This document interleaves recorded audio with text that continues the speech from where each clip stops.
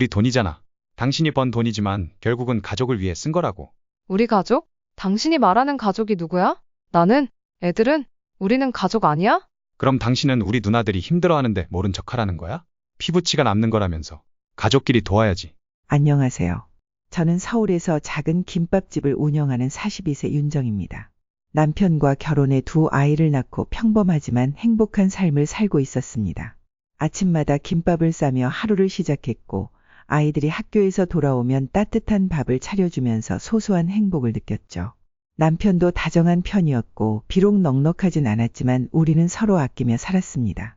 그런데 믿었던 남편이 제 등을 2번이나 제대로 찔렀습니다. 처음엔 실수라며 용서했어요. 하지만 2번째는 용서할 수 없는 배신이었습니다.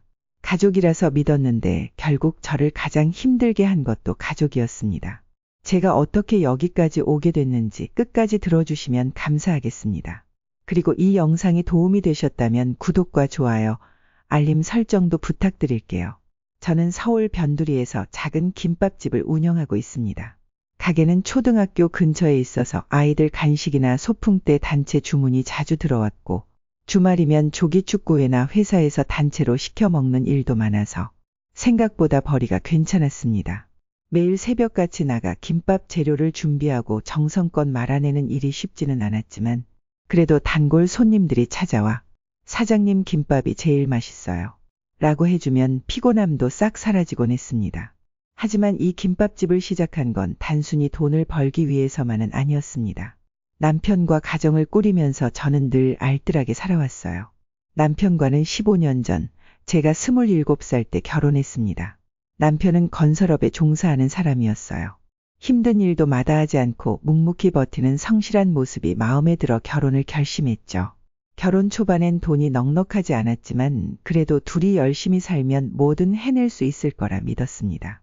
그리고 첫째 아이가 태어나고 몇 년 뒤 둘째까지 태어나면서 저는 정말 행복했습니다.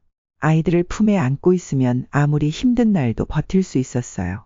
남편도 퇴근하고 나면 아이들을 안고 우리 아들, 딸이 최고야 하면서 뽀뽀해주는 다정한 사람이었습니다. 그때까지만 해도 저는 우리 가정이 평생 변치 않을 거라 믿었어요. 아이들이 초등학교에 들어가고 나서 저는 가만히 집에만 있는 게 답답했습니다. 남편 월급만으로는 생활이 빠듯했고 아이들 학원비며 교육비도 점점 부담이 됐어요. 그래서 무언가 일을 해야겠다고 생각했죠. 그러던 어느 날 아이들에게 싸주던 김밥을 보고 문득 생각이 들었습니다.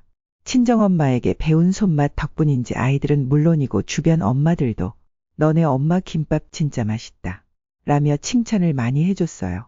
그래서 아이들 초등학교 근처에 작은 가게를 얻어 김밥집을 시작했습니다. 처음엔 하루하루가 전쟁이었지만 손님들에게 정성껏 만들어주다 보니 단골이 생겼고 입소문이 나면서 장사가 조금씩 잘 되기 시작했어요. 특히 소풍 시즌이면 김밥 주문이 폭주했고 주말이면 조기축구회에서 주문을 넣어 바쁘게 돌아갔죠. 남편도 처음에는 제 가게를 응원해줬어요. 우리 윤정이 진짜 대단하다. 이렇게 장사도 잘하고. 그렇게 생활은 조금씩 나아졌고 저는 이 가게 덕분에 아이들에게 더 좋은 것을 해줄 수 있다는 기쁨이 컸습니다. 하지만 문제는 시댁이었습니다. 남편에게는 2명의 누나가 있었는데 첫째 시누이는 아직 결혼을 안 했고 씀씀이가 컸어요. 명품을 좋아하고 항상 남들이 알아주는 직장에 다녀야 한다는 자존심이 강했죠. 둘째 시누이는 결혼을 했지만 남편과 같이 사업을 하다가 망했어요. 그래서 늘 돈 문제로 허풍이 심했고 자존심이 세면서도 돈에는 집착하는 모습이 강했습니다. 둘째 시매부는 사업이 망한 후에도 여전히 허세만 가득한 사람이었어요. 실속은 없으면서 늘 잘난 척하고 돈은 벌려고 하면 언제든 벌 수 있다 라며 허풍을 떨었죠. 하지만 남편은 시누이들과 그렇게 가깝게 지내는 편이 아니었고 저 역시 적당한 거리를 두면서 지냈어요. 그러던 어느 날 남편이 회사에서 해고당하는 일이 벌어졌습니다. 처음엔 무슨 일인가 싶었지만 알고 보니 남편이 건설업 수주 과정에서 하청업체에게 뇌물을 받고 특정 업체에 일감을 몰아줬다가 적발된 것이었어요. 저는 그 사실을 듣는 순간 머리가 띵해졌습니다. 현철 씨가 그런 사람이 아닌데 처음엔 믿을 수가 없었어요. 하지만 모든 증거가 명확했고 결국 남편은 회사에서 해고당하고 재판에 넘겨졌습니다. 사회봉사형을 받게 되었고 불법으로 받은 뇌물에 대한 벌금도 엄청나게 나왔어요. 저는 남편에게 소리쳤어요. 대체 왜 그랬어? 당신 그런 사람 아니었잖아. 남편은 고개를 푹 숙이고 말했습니다. 윤정아, 미안해. 나도 한순간의 실수였어. 하지만 그 한순간의 실수로 우리는 전 재산을 날릴 위기에 처했습니다.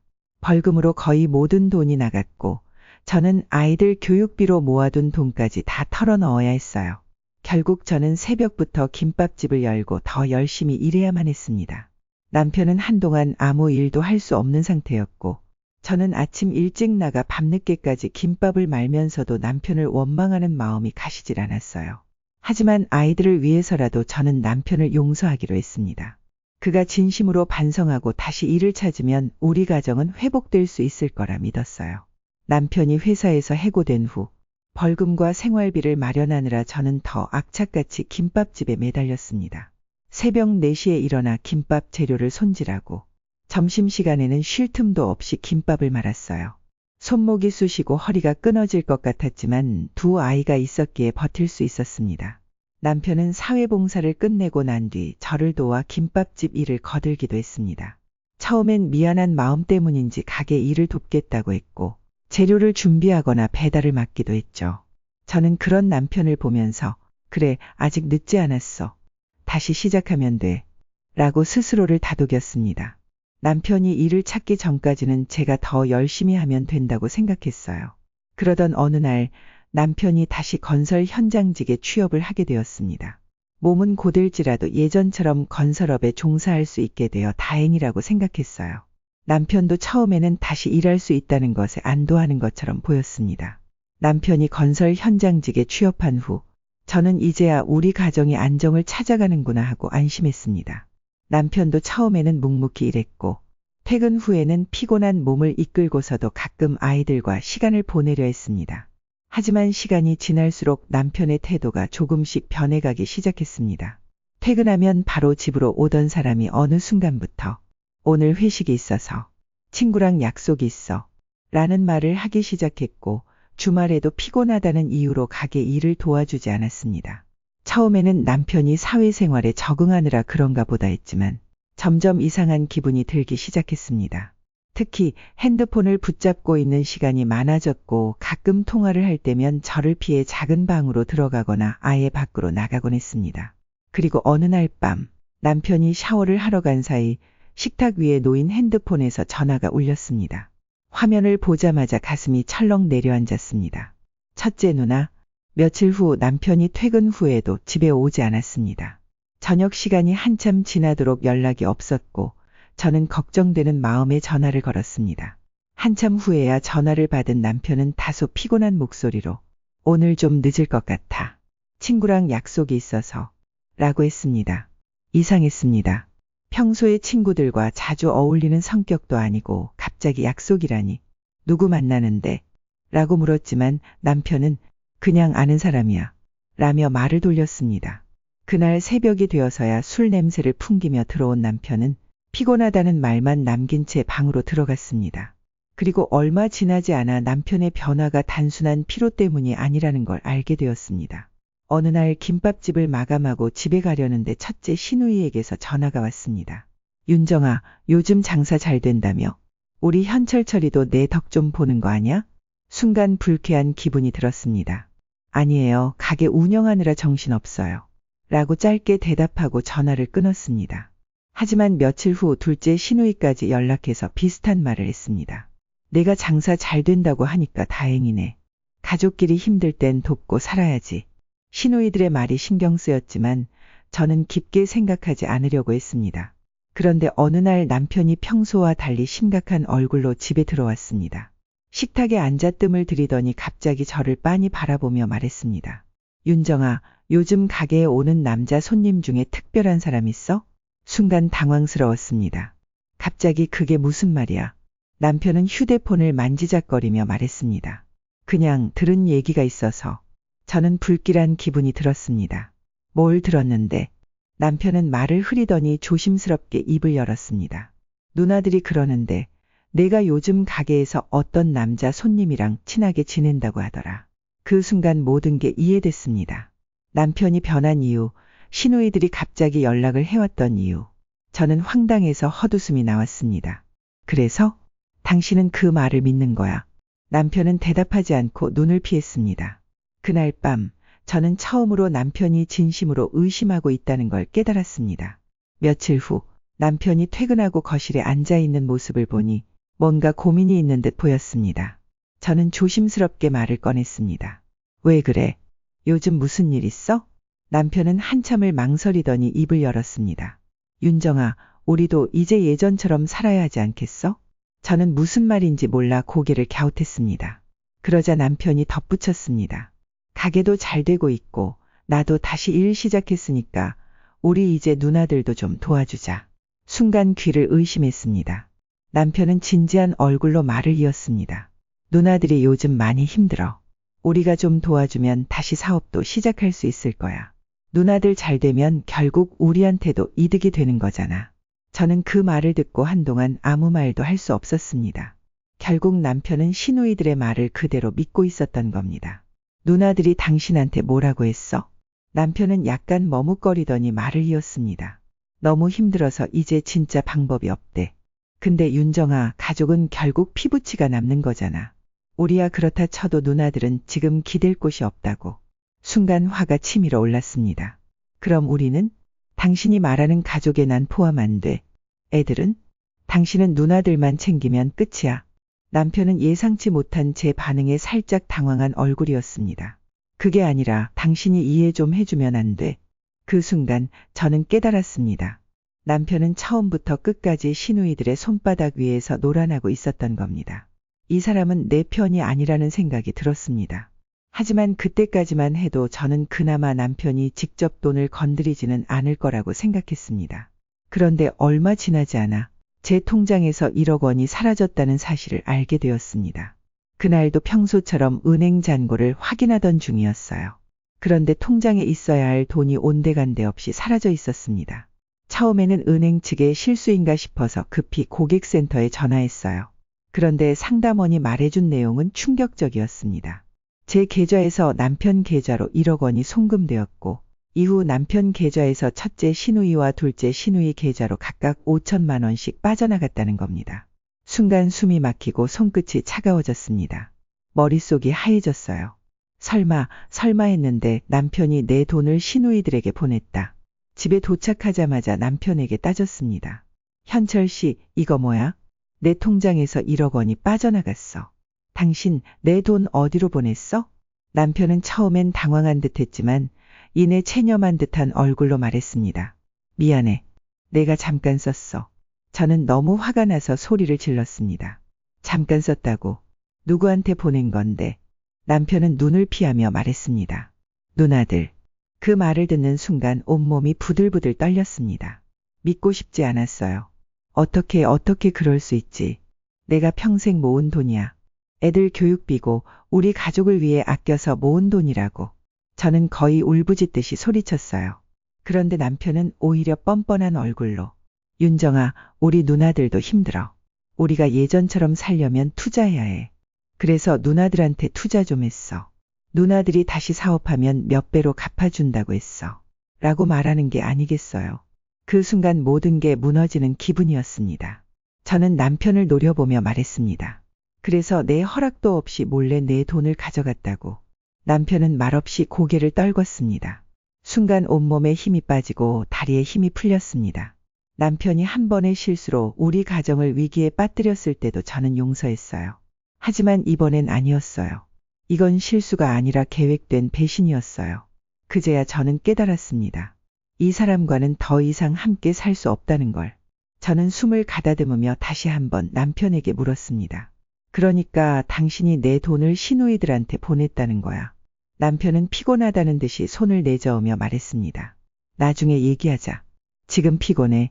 순간 머릿속에서 무언가가 확 끊어지는 느낌이었습니다. 나중에? 당신 제정신이야? 이건 우리 가족의 전 재산이나 다름없는 돈이야. 나한테 한마디 상이라도 했어야 하는 거 아니야. 남편은 짜증이 난다는 듯이 한숨을 쉬더니 대수롭지 않게 말했습니다. 그래, 미안하다. 근데 어차피 우리 돈이잖아. 당신이 김밥집 해서 번 돈이지만 결국은 가족을 위해 쓴 거라고. 순간 어이가 없어서 헛웃음이 나왔습니다. 우리 가족? 당신이 말하는 가족이 누구야? 나는? 애들은? 우리는 가족 아니야. 남편은 제 말을 듣고도 여전히 태연한 얼굴이었습니다. 그럼 당신은 우리 누나들이 힘들어하는데 모른 척하라는 거야. 피부치가 남는 거라면서. 가족끼리 도와야지. 저는 남편의 그 말을 듣고 더 이상 참을 수 없었습니다. 당신한테 가족은 누나들이야. 그러면 그 가족이랑 같이 살아. 당장 내 눈앞에서 사라져. 남편은 제 반응이 당황스러운 듯 고개를 들었습니다. 뭐, 그깟 돈 좀 도와줬다고 이렇게까지 할 일이야. 저는 손이 덜덜 떨릴 정도로 화가 났습니다. 그깟 돈?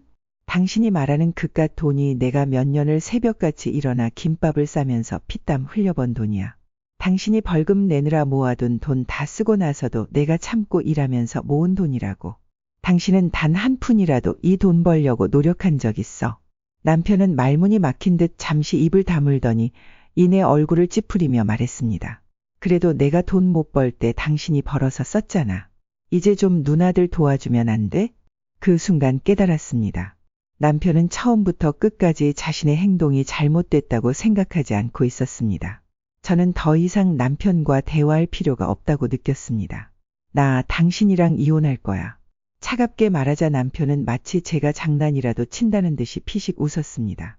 아, 진짜 별것도 아닌 걸로 왜 그래? 이혼은 무슨 이혼이야? 하지만 제 눈빛이 흔들리지 않자 남편의 표정이 변했습니다. 설마 진짜 이혼하겠다는 거야? 저는 단호하게 고개를 끄덕였습니다. 그래. 이제 당신이랑은 끝이야. 남편은 당황한 듯 손사래를 치며 말했습니다. 야, 윤정아. 그렇게 쉽게 이혼하자는 말이 나와. 애들은? 저는 차갑게 웃으며 말했습니다. 애들. 당신이 애들을 생각했으면 내 돈을 누나들한테 보내기 전에 한 번이라도 고민했겠지. 남편은 그제야 불안한 기색을 보이기 시작했습니다. 내가 잘못했어. 한 번만 용서해줘. 다시는 안 그럴게. 하지만 저는 더 이상 남편의 말을 믿을 수 없었습니다. 한 번은 실수였다고 쳐. 근데 두 번째는 뭐야? 두 번씩이나 가족을 배신한 사람을 어떻게 믿어? 남편은 절박한 얼굴로 제 손을 잡으려 했지만 저는 단호하게 뿌리쳤습니다. 남편이 절박한 얼굴로 말했습니다. 우리 누나들도 나중에 갚을 거야. 그냥 잠깐 어려워서 그런 거라고. 저는 코웃음을 쳤습니다. 당신 그 말 믿어. 당신 누나들이 우리한테 돈 갚을 것 같아. 남편은 아무 말도 하지 못했습니다. 대답하지 못하는 걸 보니 그도 속으로는 알고 있었겠죠. 하지만 인정하고 싶지 않은 것이겠죠. 저는 더 이상 남편과 말다툼할 기력도 없었습니다. 그날 밤 저는 아이들을 먼저 재운 후 조용히 짐을 쌌습니다. 남편에게 더 이상 기회를 줄 생각이 없었습니다. 다음 날 아침 남편에게 말했습니다. 오늘부터 당신이 나가. 그리고 변호사한테 연락할 거야. 이혼 서류 보낼 테니까 도장 찍어. 남편은 저를 붙잡고 애원하기 시작했습니다. 윤정아, 제발 한 번만 기회를 줘. 다시는 안 그럴게. 하지만 저는 남편의 말을 듣지 않았습니다. 그 말 지난번에도 했어. 근데 결국 또 배신했잖아. 이번엔 용서 없어. 남편은 처음에는 이혼을 받아들이지 않으려 했습니다. 하지만 제가 변호사를 선임하고 법적 절차를 밟기 시작하자 결국 체념한 듯 했습니다. 시누이들은 처음에는 저를 설득하려 했습니다. 첫째 시누이는 그깟 돈 좀 도와준 걸로 이혼을 해. 라며 비웃었고 둘째 시누이는 네가 너무 예민한 거 아니야. 라며 남편 편을 들었습니다. 하지만 제가 단호하게 나오자 결국 그들도 포기했습니다. 남편은 마지막까지도 저를 붙잡으려 했지만 저는 흔들리지 않았습니다. 현철 씨, 이제 끝났어. 더 이상 내 인생에서 당신은 없어. 그렇게 말하고 저는 남편을 집에서 내보냈습니다. 남편은 떠나는 순간까지도 믿을 수 없다는 얼굴을 하고 있었습니다. 하지만 저는 후회하지 않았습니다. 남편이 집을 나가고 난 후 저는 조용히 숨을 내쉬었습니다. 마음 한구석이 텅 빈 듯 했지만 후련함이 더 컸습니다. 이혼 서류를 준비하면서도 남편이 끝까지 버틸 거라 생각했는데 결국 도장을 찍고 말았습니다. 처음에는 변호사 사무실에서 마주 앉아 도장을 찍는 순간까지도 남편은 저를 붙잡으려 했습니다. 윤정아, 정말 이렇게까지 해야 해. 우리 다시 생각해보면 안 돼? 하지만 저는 더 이상 흔들리지 않았습니다. 이미 생각할 만큼 했어. 당신이 2번이나 배신했을 때 그때가 마지막 기회였어. 남편은 한숨을 쉬며 마지막으로 한마디 더 했습니다. 그래도 후회할 거야. 저는 조용히 웃으며 대답했습니다. 후회? 난 이제야 제대로 된 선택을 한 거야. 이혼 절차는 예상보다 순조로웠습니다. 제가 이미 변호사를 선임하고 있었고 남편이 제 통장에서 돈을 빼간 증거도 있었기 때문에 제3분할에서 유리한 입장을 차지할 수 있었습니다. 남편은 처음엔 버티려 했지만 시누이들도 더 이상 도와줄 수 없는 상황이 되자 결국 체념한 듯 도장을 찍었습니다. 마지막으로 법원에서 만나 서류에 서명하는 날 남편은 초췌한 얼굴로 저를 바라봤습니다. 윤정아, 진짜 이러고 싶어? 저는 단호하게 고개를 끄덕였습니다. 응, 이러고 싶어. 남편은 더 이상 아무 말도 하지 못했습니다. 남편과 완전히 갈라선 후 저는 아이들과 함께 새 출발을 준비했습니다. 처음에는 아이들이 상처를 받을까봐 걱정했지만 오히려 아이들은 제 편이었습니다. 엄마, 아빠가 잘못했잖아. 엄마 힘든 거 다 봤어. 그러니까 울지 마. 아이들의 말에 오히려 제가 위로받는 기분이었습니다. 반면 남편은 시누이들에게도 외면당한 채 몰락해 갔습니다. 시누이들은 처음에는 큰 소리를 쳤지만 결국 사업 자금이 바닥나자 서로 싸우기 시작했습니다. 현철아, 우리 힘을 합쳐 다시 시작해보자. 라고 말하던 사람들이었는데 남편이 돈이 없다는 사실이 확실해지자 태도가 돌변했습니다. 첫째 시누이는 아무것도 없는 네가 우리한테 뭘 해줄 수 있는데 라고 말했고 둘째 시누이는 그냥 알아서 살아. 우리는 우리 살기에도 바빠. 라며 연락을 끊었습니다. 그렇게 남편은 갈 곳 없이 혼자가 되었습니다. 그 사실을 들었을 때 저는 아무런 감정도 들지 않았습니다. 이제 남편이 어떻게 살든 제게는 상관없는 일이었습니다. 저는 아이들과 함께 조용히 일상을 이어갔습니다. 김밥집도 여전히 바쁘게 운영했고 손님들은 변함없이 찾아왔습니다. 아이들은 처음에는 아빠가 없는 집 분위기에 어색해했지만 시간이 지나면서 점점 적응해 갔습니다. 오히려 남편과 함께 있을 때보다 더 평온한 일상이 찾아왔습니다. 이혼 후 한 달쯤 지났을 때 남편이 마지막으로 저를 찾아왔습니다. 김밥집이 끝날 무렵이었는데 문 앞에서 서성이는 남편을 보자 한숨부터 나왔습니다. 남편은 초췌한 얼굴로 말했습니다. 윤정아, 나 다시 돌아가면 안 될까? 저는 조용히 남편을 바라보다가 단호하게 말했습니다. 이제 와서 무슨 소용이야? 남편은 한숨을 쉬며 고개를 숙였습니다. 그냥 미안해. 내가 정말 바보 같았어. 그 말을 듣고도 저는 아무런 감정이 들지 않았습니다. 이제 와서 그런 말 해봤자 아무 의미 없어. 당신이 떠난 후 난 더 행복해졌어. 그러니까 다시는 나 찾아오지 마. 남편은 아무 말 없이 고개를 끄덕였고 그것이 우리가 나눈 마지막 대화였습니다. 그렇게 남편은 제 인생에서 완전히 사라졌습니다. 저는 더 이상 남편에게 얽매이지 않고 저와 아이들만을 위한 삶을 살기로 했습니다. 김밥집을 운영하면서 조금씩 저축을 했고 아이들이 원하는 것을 더 해줄 수 있는 여유도 생겼습니다. 무엇보다도 이제는 불안에 떨지 않고 편안한 마음으로 하루하루를 보낼 수 있었습니다. 이제 저는 후회하지 않습니다. 저는 제 인생을 다시 찾았고 더 이상 누군가의 짐이 되지 않아도 되는 삶을 살고 있습니다. 이혼을 결심하기까지 너무 오랜 시간이 걸렸습니다. 한 번의 배신을 용서했기 때문에 두 번째도 참아야 하는 걸까? 아이들을 위해서라도 끝까지 붙잡아야 하는 걸까 고민했습니다. 하지만 이제는 확신합니다. 잘못된 관계를 끊어내지 못하면 결국 불행해지는 건 나 자신뿐이라는 걸요. 남편이 떠난 후 저는 더 힘들어질 줄 알았지만 오히려 삶이 훨씬 단순해지고 가벼워졌습니다. 아침마다 남편의 눈치를 볼 필요도 없고 혹시 또다시 배신당하는 건 아닐까 의심하며 불안해하지 않아도 되니까요. 김밥집을 운영하는 일상은 여전히 바쁩니다. 하지만 마음가짐이 달라지니 일하는 것도 훨씬 편해졌습니다. 가게 문을 열고 손님을 맞이하는 순간이 즐겁고 아이들과 함께하는 시간도 더 소중하게 느껴집니다. 예전에는 남편과의 갈등이 계속 머릿속을 떠나지 않아 웃는 것조차 힘들었는데 이제는 작은 일에도 웃을 수 있는 여유가 생겼습니다. 아이들도 달라졌습니다. 처음에는 아빠가 없는 걸 어색해했지만 점점 더 밝아지고 편안해졌습니다. 가족이란 반드시 혈연으로 이루어진 것이 아니라 서로를 진심으로 위하고 믿어주는 사람들끼리 이루어지는 것이라는 걸 깨닫습니다. 가끔 남편이 어떻게 지내고 있는지 소문을 들을 때가 있습니다. 시누이들에게까지 외면당하고 혼자 지내고 있다고 하더군요. 예전 같았으면 안타까운 마음이 들었을지도 모르지만 이제는 아무런 감정이 들지 않습니다. 그는 결국 자신이 선택한 길을 걸어가고 있는 것뿐이니까요. 저는 이제 제 삶을 살아가려고 합니다. 더 이상 누군가의 희생을 강요당하지도 가정을 지켜야 한다는 이유로 참고 견디지도 않을 겁니다. 저와 아이들이 행복하게 살아가는 것이 제가 해야 할 최선의 선택이라고 믿습니다.